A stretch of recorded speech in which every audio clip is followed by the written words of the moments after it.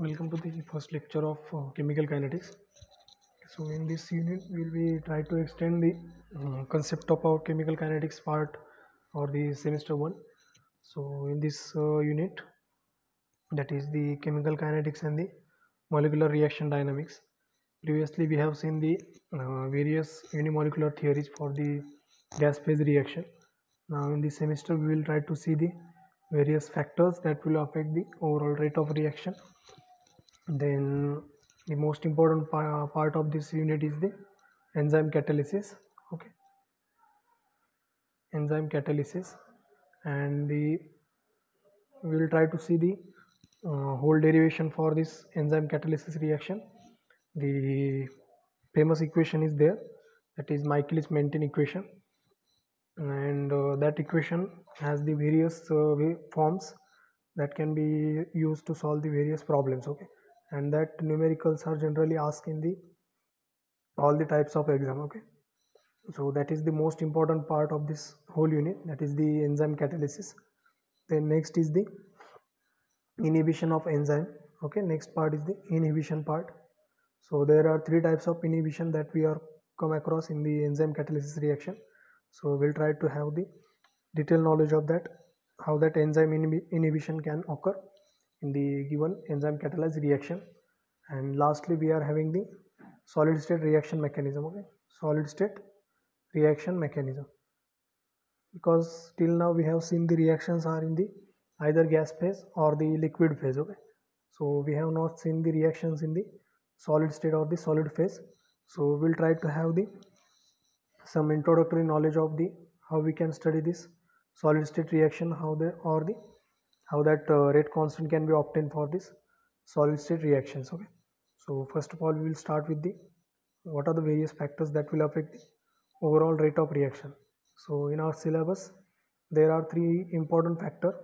Okay, this effect of dielectric constant, then ionic strength of a solution, and last one is the linear free energy relationship or the effect of substituent on the overall rate of reaction. Okay, so these are the three main factors.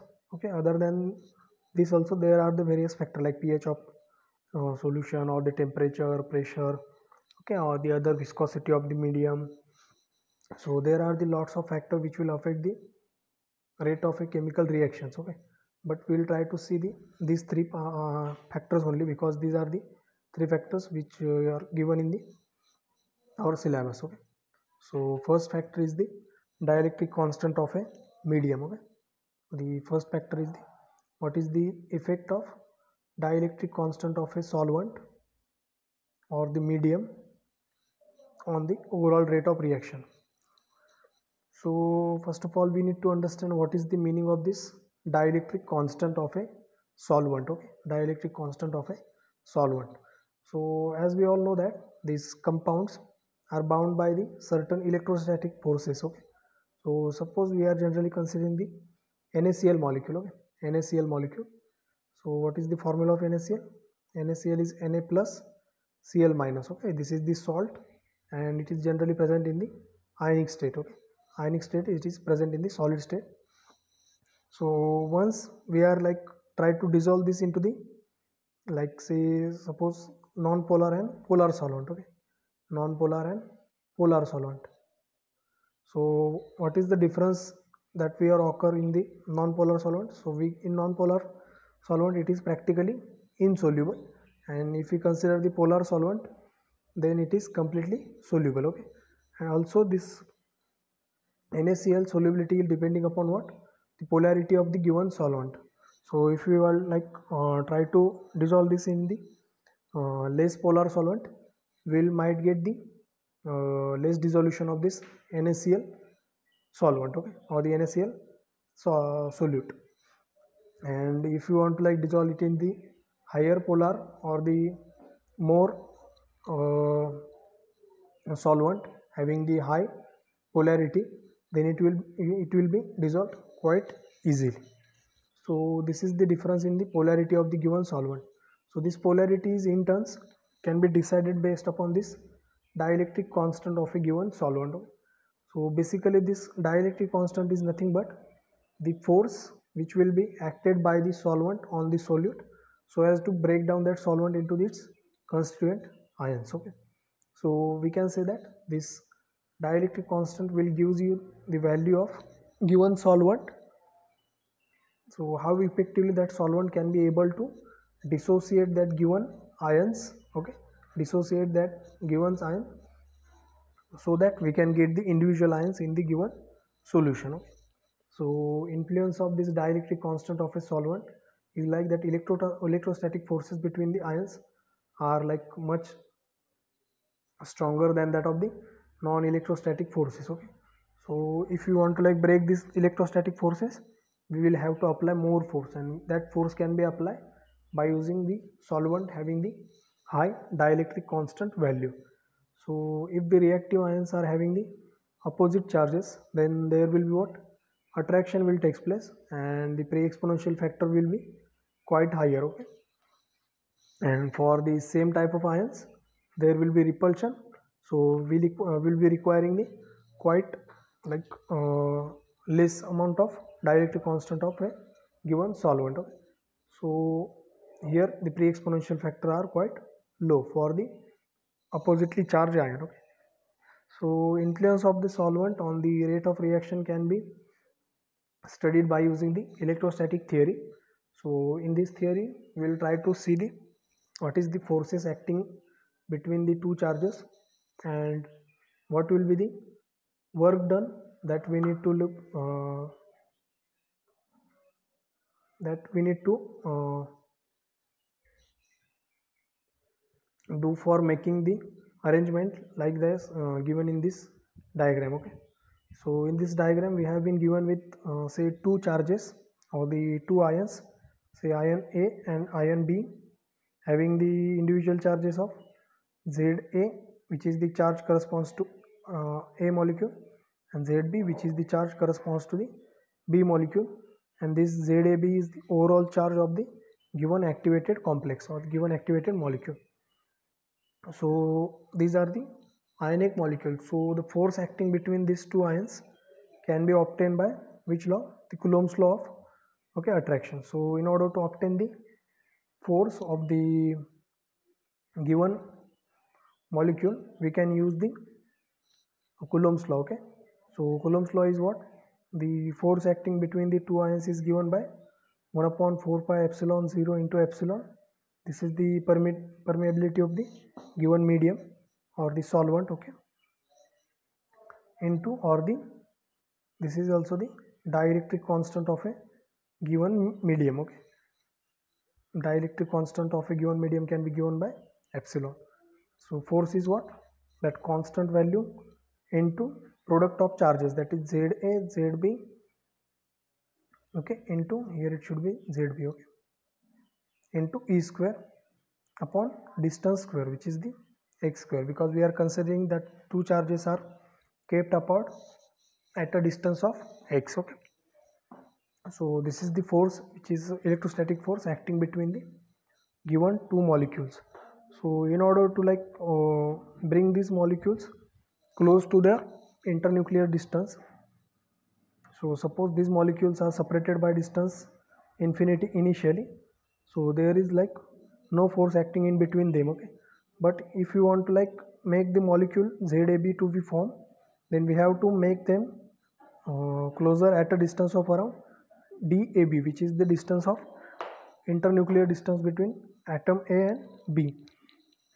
So we have considered the in between case, which is the x distance. So from x to this much distance, we have to calculate the how much work that we should do for bringing out this distance from x to dab. So how we can calculate that work done? So in order to calculate the work done, we'll use this formula of work done, that is force into displacement. Okay, and here there is a negative sign because this we have considered the oppositely charged ions are there. So the displacement and the work done are in what? Opposite direction. So if we like consider the work in the this direction, then the displacement will be on in the opposite direction. Okay, so work done and displacement are in the opposite direction, so we have considered the negative sign there.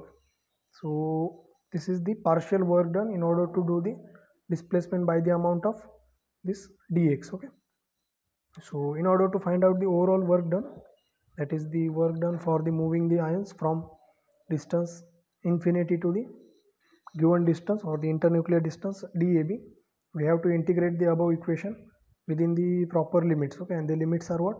Infinity to dab. So we just simply substituted that value for force, that is 1 upon 4 pi epsilon into za zb e square upon x square dx. Okay, so we have to like integrate this. What is the integration of this? So integration of 1 upon x square is minus 1 upon x. So how we can find out that? We just simply use to this formula, that is integration of x raised to n.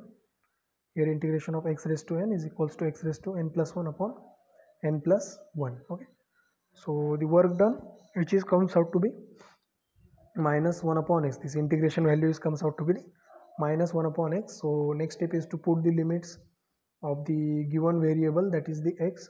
So upper limit is dab and the lower limit is the infinity. So we have just simply substituted that values, and the value of 1 upon infinity comes out to be what?